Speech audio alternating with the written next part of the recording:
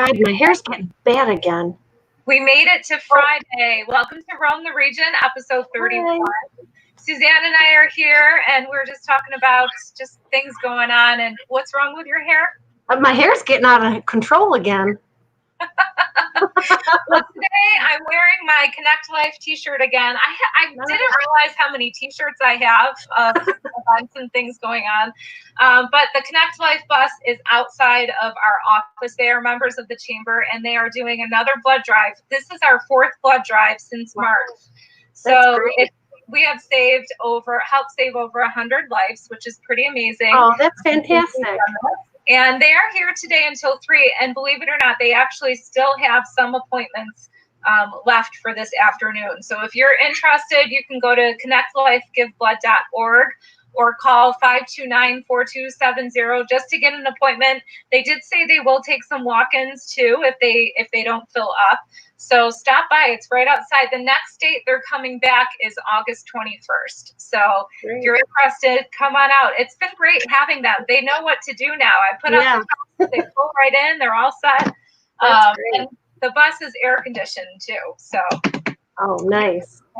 I was just telling Rachel, our guest today, that I like to stay at work until the last possible minute because there's air conditioning here at the office and not in my house. How are you doing it with no air? I have to tell you, it's a little rough the past week. It has been. But, you know, I'll stay here until the last minute today just to get that going. Also, our give and take table, Suzanne stopped by this morning and she replenished the table, and we've had a lot of great people donating. So if you are interested, we'll take your items and we'll put them out there on the table. We just had a couple kids out here. I was just telling Suzanne, stopped in and loaded up on juice boxes and things. But this is for everybody. If you need something, it's out here. What else was I going to tell you? Oh, the fork is still inside. Oh, the fork. Oh, you still have the fork?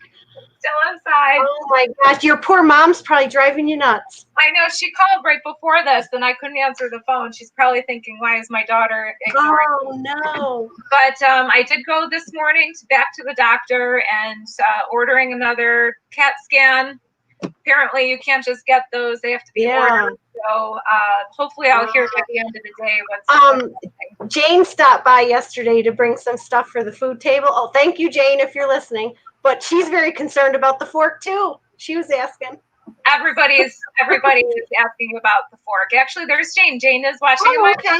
Jennifer, call me when you're done. Oh, of course. See, I told you. I knew it. Your mom's right on top of things. So a couple other things we were thinking of for the weekend that are not happening. The hospice clam bake and the cruise, that would have happened this past weekend too, not happening this year or this weekend. We had mentioned that the Summer of '69 concert would have happened tonight, and that's not happening. As the Tusker Nation, that picnic isn't happening. So many things, but I do have to tell you one thing that I'm going to tomorrow. I might actually give the ticket to my sister because I can't really bend down with this fork stuck in my intestines. You know how I love lavender. The Kinlock Farmstead it's open this weekend. It's sold out. You did have to get tickets. But I have my ticket for 9 in the morning. I already told my sister I'm probably gifting it to her. So I love the smell of lavender. It's beautiful. It's just located outside of the town of Lewiston. It's considered Cambria, but it's on Ridge Road. It's a beautiful farm. Last year they opened for the first time and they've had success, so much success that you can buy a ticket. So if you're interested in checking them out, they are Kinloch, Kinloch Farmstead. Again, it is sold out for this weekend, but they have a beautiful barn, a beautiful store in there too. So something to check out. That's great. Yes. So today we have our guest. We have Rachel, and go ahead. Can I just tell you I have to share a quick funny story before Rachel comes on. I got excited when I found out that Rachel was going to be on the show today, and I've been digging all morning since I got back from the office for this information. Michaela went through that stage. She wanted to do every sport imaginable. We tried T-ball. She picked the dandelions, put them in her mitt, didn't work out. So then she said, Mommy, I want to dance, because her friends at school were dancing. I'm going to dance high in the sky. So we always had a rule that if you signed up for something, you had to stick with it. So Michaela signed up for Lewiston Dance. She started ballet. Halfway through the year, she didn't like it. And I said, that's too bad. You have to stick through it. So we got to the recital. She's going to kill me. Here's her picture. This was 10 years ago. Here's her picture. Here's the class. I remember that class. Yeah. So then she's at the recital. She loved the sound of the tap dancing. She goes, Mommy, she comes to me at the recital. I'm going to tap dance. We're like, no, you're not going to tap dance because you didn't like it. Oh, I'm going to love it. I'm going to do it and I'm going to love it. So we signed her up. She did it again. Halfway through, she didn't want to dance anymore. And I said, no, you're going to stick through it. Here she is at her recital a year later in pink. Everybody knows now she doesn't like pink. Oh, here's her class. Michaela is going to kill you. She's going to kill me. So then we moved on to the horses, and that's where we've been ever since. But I had to laugh. Mom, making her stick with it. You stick with it. Yes.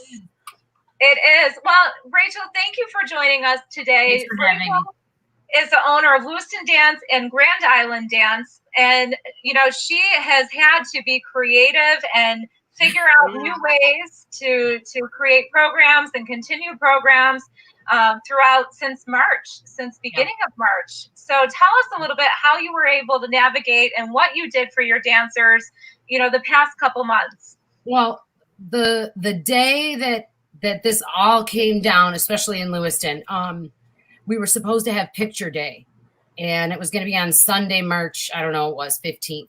And, you know, it's a huge undertaking for picture day because we have to have every child that we have come through and get a photo taken individually and then a group photo. So it's a big scheduled thing. So we were like, we're going to still do picture day. And then I talked to a couple of the moms and I was like, you know, I think better safe than sorry. We're not going to do picture day. So right after that, boom, everything just shut down. So Miss Kayla and I, she's my right-hand lady. She's been with me since she was 7 years old. She started out taking dance and then, you know, went to college. She has actually a math degree and just loved dance so much and loved the kids. She decided to come back and work with me. So now she's the manager of my Grand Island studio. But anyway, we got together and we were like, what are we going to do? You know, we contacted other dance teachers, you know, we're on some Facebook groups. And it was just, nobody knew what to do. It was just insane. So we said, let's do a Zoom, you know, sort of like what we're doing right now. Let's figure out this Zoom because we had never done a Zoom. I mean, we're dance teachers. Why do we need to do business meetings online? So we stayed up until like midnight. We figured out every little detail of these Zoom classes. I scheduled some teachers and we figured let's do a full schedule. So we had a class for every child that was taking classes. So what we did was we took the first week that Zoom was off, we took off trying to get everything ready. And then we started our Zoom classes right away. And we had huge turnout. I had like 60 kids in a ballet class for Zoom, which was actually quite difficult because your iPad will only show you, you know, 9 at a time. So I'm scrolling through trying to check everyone's feet and, you know, so it was quite challenging. But we ended up finishing out our season on the Zoom classes. And then we would have special stuff like we would do, you know, dress up in your costume day. So at least they could wear their costumes. We would do recital day where you do recital numbers. You know, we were just trying to keep these kids engaged. But imagine trying to teach a 3-year-old over the internet. You know, because mom and dad would put them on and they would sit in the room with them, but you can't make, you know, we need them in person. To get them to pay attention, you know, they'd hold their cat up to the camera and, you know, this is my brother, you know, and then run and go dive on the couch. I mean, it was hilarious, but I mean, I think that we did okay. I really think, you know, we really tried hard to get something out there for our people immediately. And I think we did a good job. And I want to mention too, that when we found out, okay, right after the first week of Zoom classes, when we realized that the the standard just, it's not there. I'm sorry. Dance is a hands-on. We have to correct, especially the older kids. We have to correct. You have to be there. You have to show them. And, and it's very difficult, especially I would say for little ones through age, even 12, that don't understand their bodies yet. The standard of the instruction just was not where I would say Miss Kayla, Miss Kathy, and I were comfortable. So we decided not to charge our families for the rest of their dance season. Wow. Which was which was maybe not the brightest idea, but we didn't feel right about it. We're not business ladies. I started the studio out with 12 students, so it's my family. That's how I feel. And so we did ask our families for donations if their family was in a position to make a donation to the studio to help us pay rent or whatever. And many of the families were very, very generous. So that's ended up how we were able to get through this little time.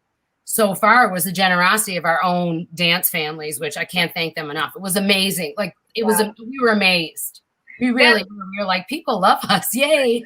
Well, not only were they generous, but you were very generous, giving your time and learning a new program on how to do it. I mean, I'm in meetings like this all the time because of the nature of my job. But of course, being a dance teacher, it's not something that would come natural that you would know. So learning the ins and outs of programs like these, they take time, everything from audio to muting to unmuting to, all that stuff. And if you don't play the music a certain amount away from we figured all that out. You can't talk while the music's on. So were you teaching at home or were you in the studio teaching?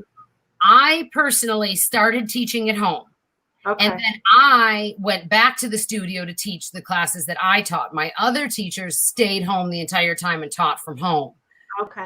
I invited them, you can come to the studio to teach. We have two studios we have two rooms at each studio, Grand Island and Lewiston. So we could have, distanced, there's front door, back door. We could have came in different doors or whatever, but they chose to stay home. They just had their whole room set up how they wanted it and stuff. Yeah.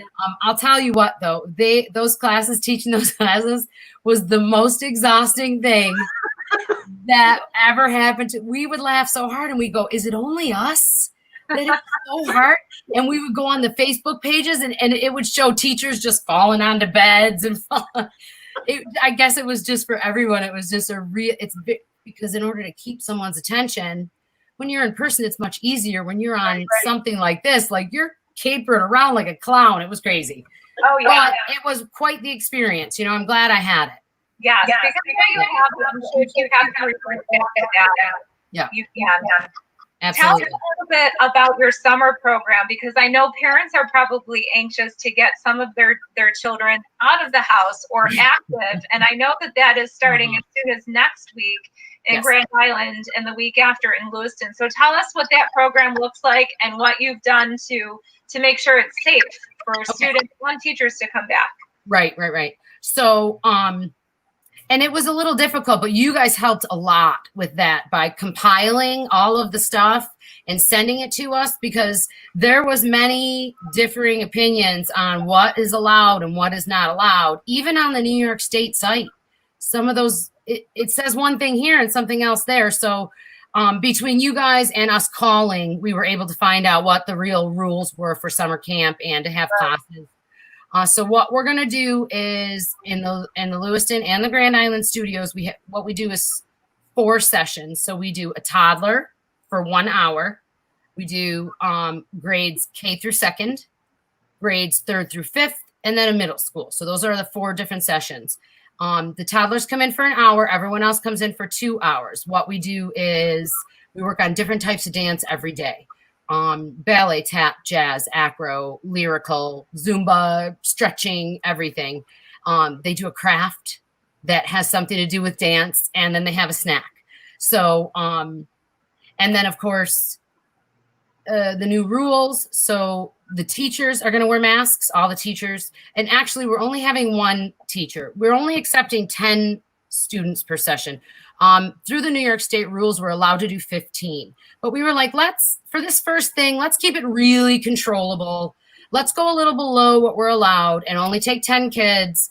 So we're taking 10 kids per session. with a 15-minute break in between for sanitization of the entire studio. Anything anyone touched. Sure. Yeah, we have temperature taker. So when you come in, we take their temperature if the parent wants us to. If the parent is like, no, then I'm perfectly okay with that. We have a list of questions that we ask. Same as if did you get your nails done yet? Some of the nail studios are asking the list of questions. When you go to the doctors, they ask that list of questions. So we're asking the questions. We're wearing masks as they come in. When they come into the dance room, they're distanced. There's sanitization with our little stations. We have little stations in all the studios. So between each activity, they sanitize.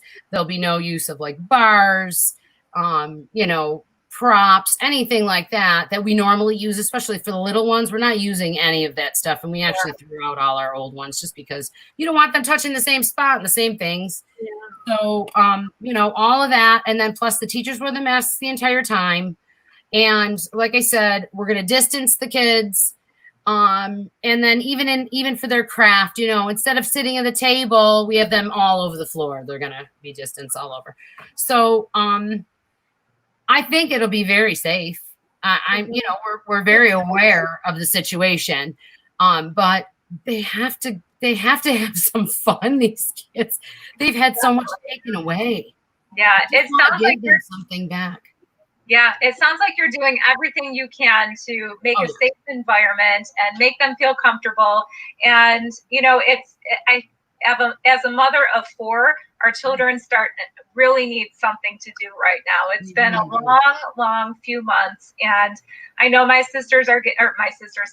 daughters, they're getting sick of each other as sisters. So providing this in a safe environment with all of the protocols you're doing is amazing. So if they want to, they can find more information on lewistondance.com, or they can call you for the info too. Absolutely. Mm-hmm. Now, what are you doing for the fall? Once, the fall is usually the time when registrations are in effect and the classes start for the season. So what are you doing right now for that? Well, so far we have not. We're hoping to be in phase out by then. If we're in phase out, of course, going to take extra steps to sanitize everything and make sure the kids are staying, clean in between classes and all that. But we wouldn't have to change our dance schedule.